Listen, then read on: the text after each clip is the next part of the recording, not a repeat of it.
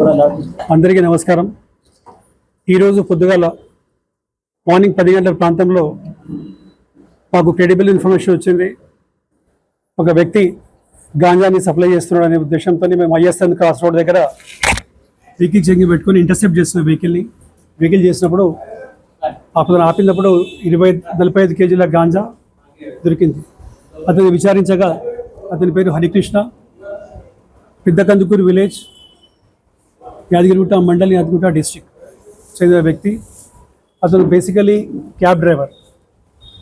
So అతను కొన్ని రోజుల కింద అతను చిన్ననాటి స్నేహితుడు అరవింద్ని కలిసిండు. Is belongs to Mahabubabad district. ఇద్దరు కలిసిన తర్వాత డబ్బులు బాగా సంపాదించిన ఉద్దేశంతో చెప్తే ఇద్దరు కలిసేసి ఒరిస్సా పోయారు.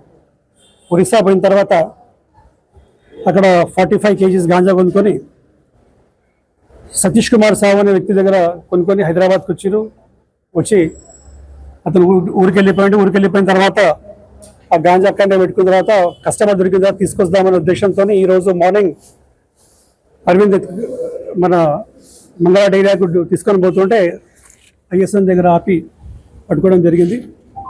మా DCP Chaitanya Kumar sir and additional DCP task force and మా అడిషనల్ డీసీపీ ఈస్ట్ జోన్ ఆధ్వర్యంలో inspector ఐఎస్ఎన్ and south east zone task force inspector and staff వాళ్ళు పట్టుకొని కేసు ఫైనలైజ్ చేస్తాం.